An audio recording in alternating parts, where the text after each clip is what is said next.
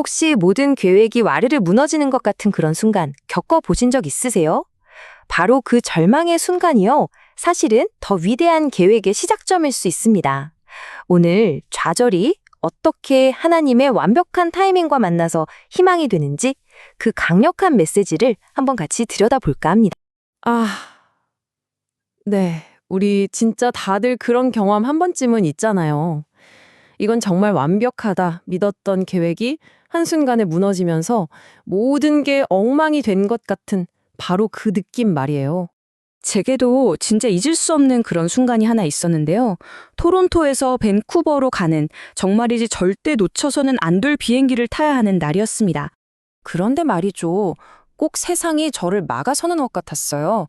갑자기 예상치도 못한 교통체증에 발이 묶이고 길게 늘어선 보안 검색대를 진짜 막 발을 동동 구르면서 통과했는데 마침내 탑승구에 도착했을 땐 문이 이미 굳게 닫혀 있더라고요.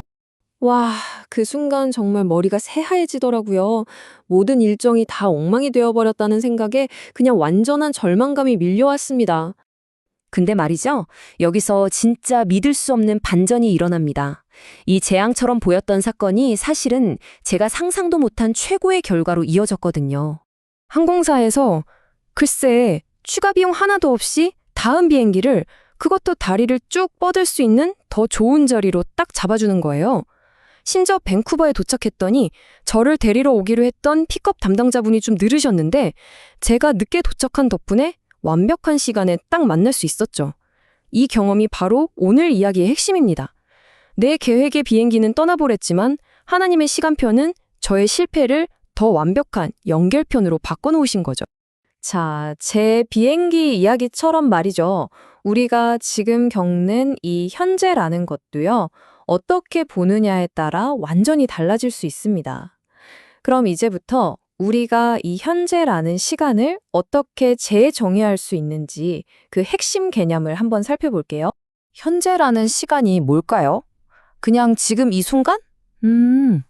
근데 여기서 되게 흥미로운 관점을 하나 제시하는데요.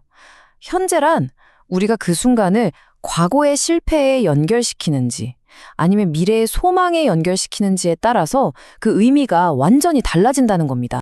이 슬라이드가 정말 잘 보여주죠. 우리는 과거화된 현재를 살 수도 있고요. 아니면 미래화된 현재를 살 수도 있다는 거예요. 결국 믿음이라는 건 과거의 상처가 아니라 하나님의 신실한 약속에 근거해서 미래의 소망을 오늘로 가져와서 사는 것. 다시 말해 미래화된 현재를 선택하는 것을 의미하는 거죠. 자, 근데 이런 관점이 그냥 제 개인적인 경험에만 해당하는 얘기가 아니에요. 정말 놀랍게도요, 아주 오래된 이야기들 속에서도 똑같은 약속의 패턴을 발견할 수 있습니다. 하나님께서 어떻게 일하시는지 같이 한번 보시죠. 요셉, 엘리야, 그리고 요엘.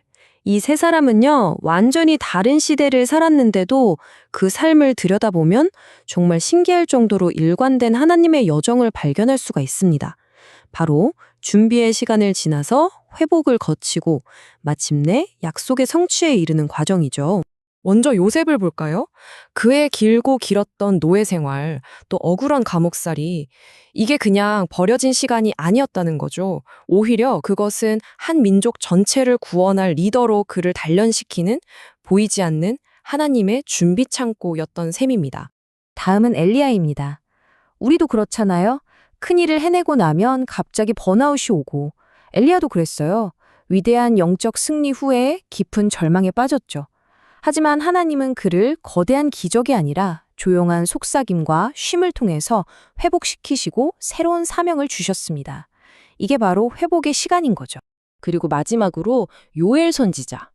그는 모든 사람에게 하나님의 영을 부어주시겠다는 정말 어마어마한 약속을 선포했거든요. 그리고 수백 년이 지나서 오순절에 그 약속이 정말 정확하게 이루어졌습니다. 이건 하나님의 약속이 얼마나 신실한지를 아주 강력하게 보여주는 증거죠.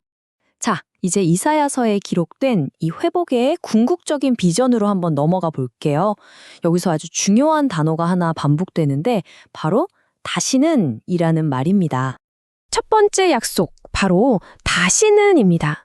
다시는 폭력이나 파괴가 없고 완벽한 평화, 바로 샬롬이 임할 거라는 약속이에요. 이게 그냥 피스가 아니고요. 모든 게 제자리를 찾고 온전해지는 그런 상태를 말하는 거죠. 우리의 모든 상처가 완전히 치유된다는 그런 소망입니다. 두 번째 약속도 마찬가지예요.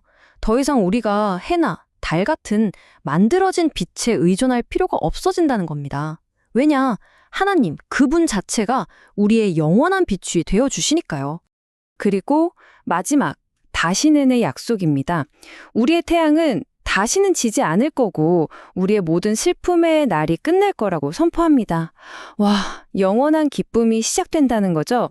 자, 그럼 이제 이 모든 약속의 하이라이트로 가보겠습니다. 바로 때가 되었을 때 하나님이 대체 얼마나 놀라운 속도로 일하실 것인가? 바로 그 부분입니다. 그 작은 자가 천명을 이루고 그 약한 자가 강국을 이룰 것이라. 이게 무슨 뜻일까요? 하나님은요, 정말 보잘것없는 시작을 통해서 폭발적인 성장을 만들어내신다는 거예요. 이게 바로 그분의 비전입니다. 그리고 이것이 바로 오늘 우리가 정말 꼭 붙들어야 할 핵심 메시지입니다. 모든 약속의 마지막에 하나님께서 직접 도장을 찍어주시는 거예요. 때가 되면 나 여호와가 속히 이루리라. 그래서 핵심은 딱 이 두 가지인 겁니다. 첫째는 하나님의 완벽한 때를 믿는 것, 그리고 둘째는 그때가 왔을 때 모든 걸 순식간에 바꾸실 수 있는 그분의 속도를 믿는 거죠. 기다림은 어쩌면 길게 느껴질지 몰라도 그 성취는 정말 눈 깜짝할 사이에 일어날 수 있다는 겁니다. 자, 이제 선택은 우리 몫입니다. 여러분은 과거의 실패와 상처에 갇혀서 과거화된 현재를 사시겠습니까? 아니면 이 놀라운 약속을 붙들고 희망 속에서 미래화된 현재를 살아가시겠습니까? 오늘 당신의 현재를 무엇과 연결하시겠어요?